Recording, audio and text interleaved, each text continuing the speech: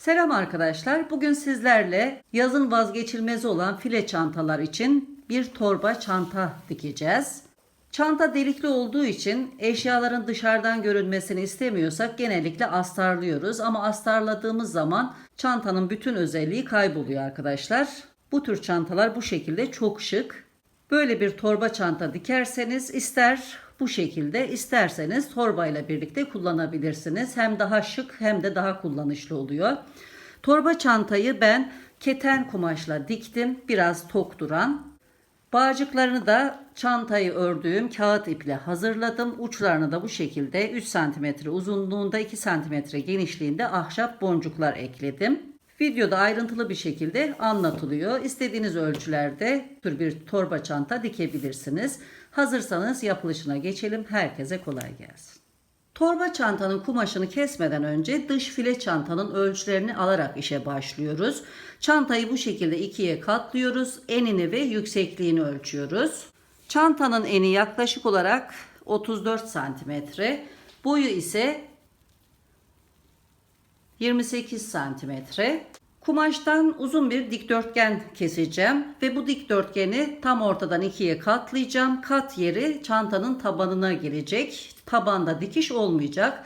Dikişler sadece yan kenarlarda olacak. Yan kenarlara dikiş payı vermeyeceğim. Sadece dikdörtgenin uç kısımlarına 5'er santimetrelik bir dikiş payı vereceğim. İçeri katlayıp kanalı oluşturmak için. Torba çantanın yüksekliğini de dış çantadan 2 cm daha uzun yapacağım. Yani bitmiş uzunluk 30 cm olacak. Dikiş payları düşüldüğünde eni de yaklaşık olarak 31 cm civarı olacak. Biraz daha küçük olacak. File çantanın içerisine daha rahat girip çıkabilmesi için.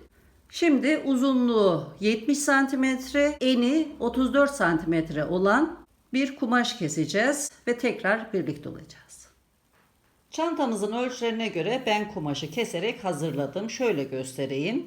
Uzunluğu 75 cm, eni ise 34 cm uzunluğunda bir parça kestim. İkiye katladım. Alt tarafta dikiş olmayacak. Torba çantanın bitmiş yüksekliği 30 cm olacak. 30 cm'den sonraki 5 cm'lik uzunluk ise kanal için katlama payı bu şekilde. Kanal için iki tarafta da boşluk bırakacağım. O yüzden kenarları dikerken bölümde 26 cm'den sonra bir işaret yerleştirdim. Şu şekilde göstereyim. Burası kanal girişi olacak. 2 santim boşluk bırakacağım. İkinci işaretten sonra dikmeye devam edeceğim. Diğer kenarda da aynı şekilde olacak. 1,5 santimetre kadar kenarlardan dikiş payı vereceğim. Dikiş makineniz yoksa elde de makine dikişiyle dikebilirsiniz. Şimdi kumaşı dikip tekrar birlikte olacağız. Kenar dikişlerini tamamladım. Daha sonra dikiş payını keserek incelttim. Kenarlarına sülfile yaptım temiz görünmesi için. Ve dikiş paylarını açarak bu şekilde ütüledim. Ön yüzden görüntüsü bu şekilde. Bu boşluklar bağcıkların giriş yerleri olacak. Diğer tarafta da aynı şekilde. Kat yerinde ütüleyerek bir çizgi oluşturdum. Şimdi köşelerde minik birer üçgen dikeceğiz. Taban bölümünün daha yumuşak dönüş yapması için. Şöyle açıyorum. Ütü çizgisinin bu kenardaki dikişle çakışması için şöyle düzgünce yerleştiriyorum. Bir iğneyle göstereyim. Şu şekilde dikiş tam ütü çizgisine denk gelecek. Bu şekilde ayarladıktan sonra burada eni 4 cm kadar olacak şekilde dikiş dikeceğiz. Şöyle ölçeyim. Dikiş buradan buraya kadar olacak. Onu da iğneleyerek belirteyim. Buradan devam edeceğim. Aynı şekilde diğer tarafı da bu şekilde ayarlayalım. Dikişleri dikip tekrar birlikte olacağız. Çanta köşelerindeki minik üçgenleri diktim ama kesmedim. Şöyle çevirdiğimizde ön yüzü dışa gelip üçgenler içeride kaldığında zaten bu köşelerde üçgenler tabana doğru şurada yatacak iç tarafta. Ütülediğimizde bir sakıncası olmayacak. Hatta tabana destek sağlayacak. O yüzden üçgenleri kesmedim. Şimdi ön yüzünü dışarı gelecek şekilde çevirdim. Tabanların görüntüsü de bu şekilde. Üst tarafı dikeceğiz. Kenarlarda 2 santimetrelik açıklık bırakmıştık. 5 santimetrede dikiş payımız vardı. Üst tarafı düzgünce keseceğim. Kenarını sülfüledikten sonra şöyle ters tarafa doğru dikiş payını katlayacağım.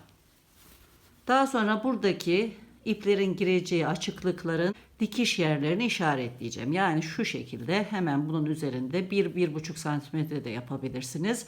Bu açıklığın hemen üzerinden dikeceğim.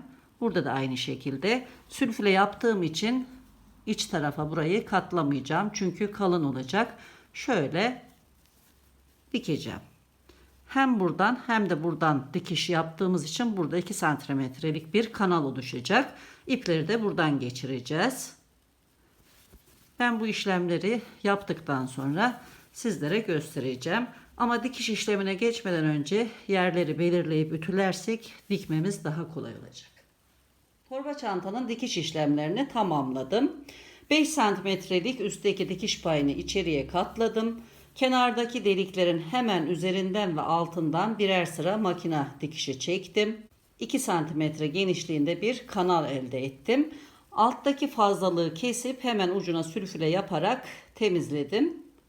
İçeriye katlamadım kalın olmaması için. Şimdi kanaldan ipleri geçireceğiz. İpleri de ben önceden hazırladım. Şu şekilde file çantanın kağıt ipinden 85 santimetre uzunluğunda burgu ip hazırladım. Şimdi bu ipleri kanallardan geçireceğiz. Önce birincisini birinci delikten geçirip aynı yerden çıkartacağız. Daha sonra ikincisini de diğer delikten geçirip çıkartacağız. Şöyle ben ucuna küçük bir düğüm attım ve bir çatal iğne ekledim. Buradan kanaldan ipi geçiriyorum.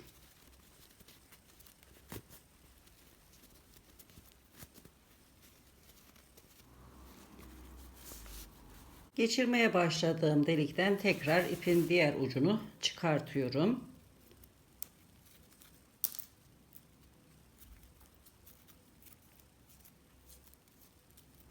Daha sonra iplerin uçlarını boncuğun içerisinden geçiriyorum. Bu şekilde.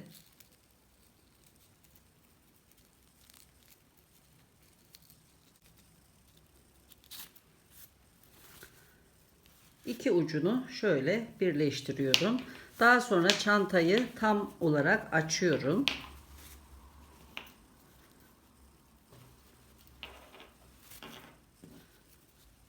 İpi ayarlıyorum bu şekilde. Boncuk hemen açık olan çanta ağzının kenarında olacak. Burada kalan kısmı da püskül olarak kullanacağım. Buraya bir düğüm atıyorum.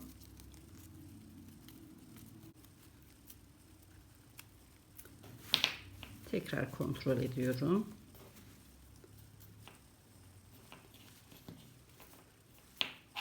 Tam yeterli. Şimdi ipin uçlarını düzeltiyorum.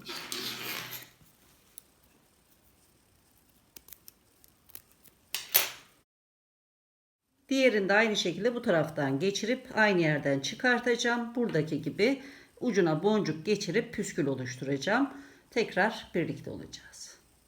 Diğer boncuğu da aynı şekilde yer değiştirdim ve işlemler tamamlandı. Gördüğünüz gibi boncuklar çantanın ağzı açık olduğunda hemen uç kısımlarında yer alıyor.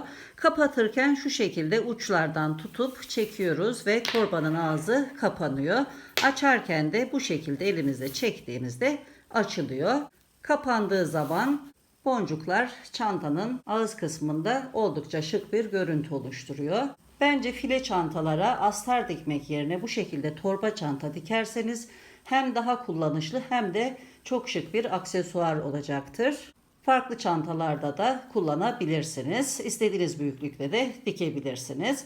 Bir videonun daha sonuna geldik. Yeni videolarda tekrar görüşmek üzere. Hoşça kalın.